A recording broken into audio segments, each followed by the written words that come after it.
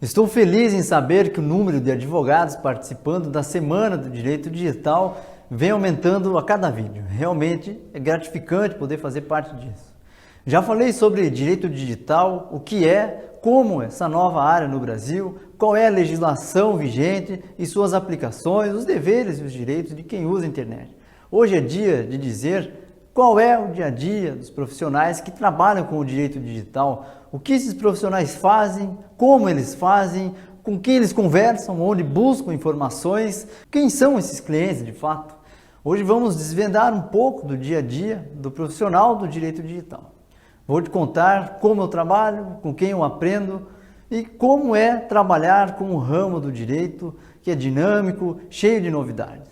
Já se imaginou fazendo parte dessa área? E para deixar mais próximo dessa rotina, eu preparei uma surpresa que você vai descobrir no final do vídeo. Então, vamos lá. O direito digital naturalmente tem atraído o olhar de um número considerável de advogados. Desde o jovem que busca ingressar no mercado de trabalho, um novo nicho e próximo, até aquele advogado mais experiente, que busca não só atualização para complementar a sua área ou eventualmente reposicionar-se dentro da advocacia. Quando falamos em aspectos relacionados ao mercado de trabalho para a advocacia no direito digital, obrigatoriamente devemos nos reportar às demandas que o próprio ecossistema criou ou que, de algum modo, impactam aí significativamente em outras áreas do direito. E como o ecossistema tecnológico criou e impactou essas demandas?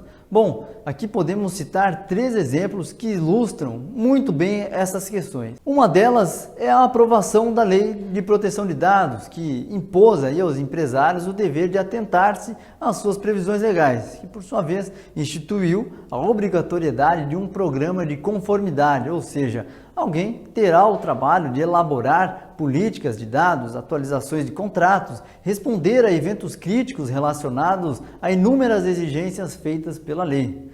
Outro campo de atuação interessante é referente às startups, que, apesar de seu aspecto jurídico ser em grande parte regido pela tradicional legislação empresarial, o advogado certamente deverá compreender o suficiente a respeito de tecnologia para prestar uma consultoria jurídica eficiente. Existe nesse mercado um ambiente muito próspero para a atuação com aplicativos também, por exemplo, que possuem uma série de demandas, tal como elaboração de termos de uso, políticas de privacidade, políticas de cookies, políticas de dados também e outros documentos que tendem a desenvolver-se sob o enfoque da própria tecnologia. Tudo isso sem contar aqueles documentos comuns a todos os negócios, tais como memorando de pré-entendimento, contratos de prestação de serviço e também de investimento. O compliance digital é outro exemplo de tema que também ganhou notoriedade nos últimos anos, pois dentro das empresas, naturalmente precisa-se ter regras claras a respeito do uso dos mecanismos informáticos, visando a proteger aí os interesses das empresas e também dos seus colaboradores também. 2 tópicos fundamentais e exemplificativos referem-se à divulgação de segredos ou documentos da empresa pela via digital ou até mesmo o uso de softwares piratas que fatalmente pode ocasionar aí enormes prejuízos. Outro exemplo bastante pitoresco e representativo diz respeito ao simples Wi-Fi da empresa, que jamais pode ser fornecido sem o uso de um autenticador. E o que é esse autenticador? O autenticador é um simples sistema que exige o cadastro prévio dos usuários, pois caso esses cometam um ilícito por intermédio da rede da empresa, futuramente possa aí ser identificado. E caso não seja, a responsabilidade poderá recair sobre a empresa, uma vez que esta é responsável pelo terminal de internet lá da empresa. Enfim, existe todo um checklist a ser cumprido pela empresa aí no compliance digital. E a respeito dos crimes cibernéticos? Outra área de extrema relevância em nosso país diz respeito aí à vertente dos crimes cibernéticos. Isso porque o Brasil ele se destaca aí como um dos países que mais cometem crimes dessa natureza. Sem contar o fato de que há uma tendência mundial de crescimento desse tipo de ilícitos. E despontando aí casos como o cyberbullying, violação de direitos autorais, revenge porn, enfim, tem uma série de casos que envolvem crimes cibernéticos.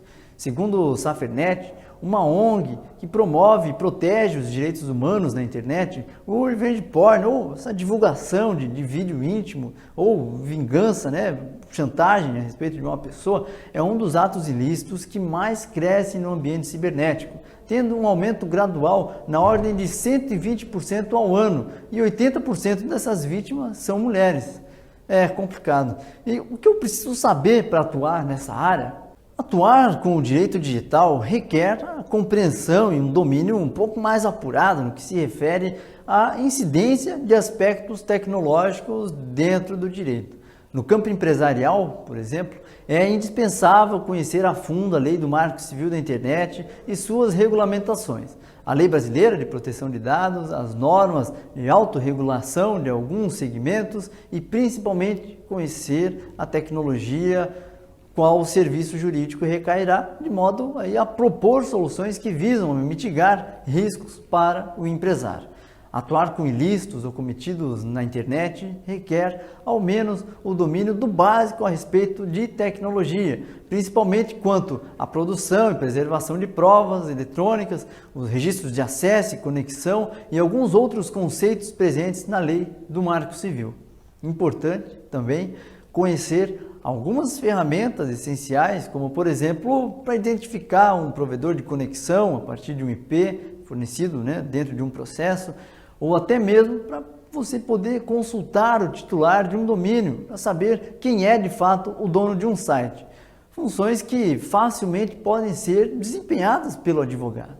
O importante, nesse caso, é ter a percepção mínima de como funcionam os mecanismos por detrás da tela do computador, de modo que permita aí que relevantes argumentos processuais possam ser operados e que estejam, lógico, de acordo com a realidade tecnológica que se impõe dentro do processo.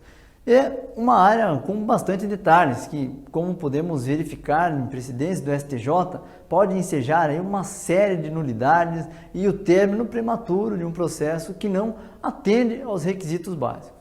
Ter ciência de que uma prova deve ser preservada adequadamente, bem como de que a autoria de um ilícito na internet demanda registros informáticos para a formalização e a validação da prova, naturalmente implica em potencializar a atuação, que poderá aí muito bem formular defesa técnica, considerando questões básicas e acessíveis ao advogado.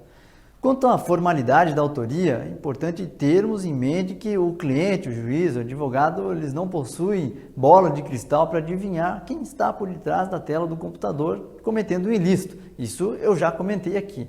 Por outro lado, cada um possui o seu respectivo dever. O advogado de produzir a prova que lhe compete de acordo com as regras de distribuição do ônus da prova e o magistrado, o dever, claro, de julgar o valor probante do material alcançado aos autos. E aqui eu me refiro novamente aos registros informáticos de um ilícito cometido na internet.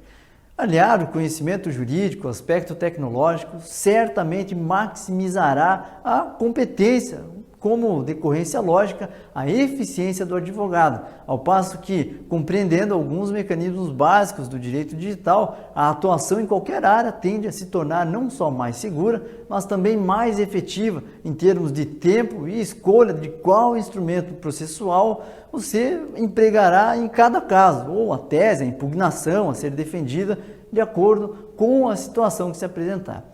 Esse é um pouco do cenário que se apresenta aí diante dessa guinada que o direito digital vem sofrendo, e especialmente na última década. E para que você se habitue ainda mais com esse novo universo, como eu prometi no começo do vídeo, você vai receber no seu e-mail um link para baixar um PDF com uma série de precedentes do STJ. Tenho certeza que esse material vai ser de grande valia para você, ajudando ainda mais daí nesse mergulho no universo do direito digital e, claro, você poderá utilizar nas suas petições também. No próximo vídeo, eu vou trazer alguns cases do direito digital e também falar um pouco sobre as especializações que são oferecidas aí nessa área. Então, até lá, eu deixo aqui para você um abraço e até o próximo vídeo. Valeu!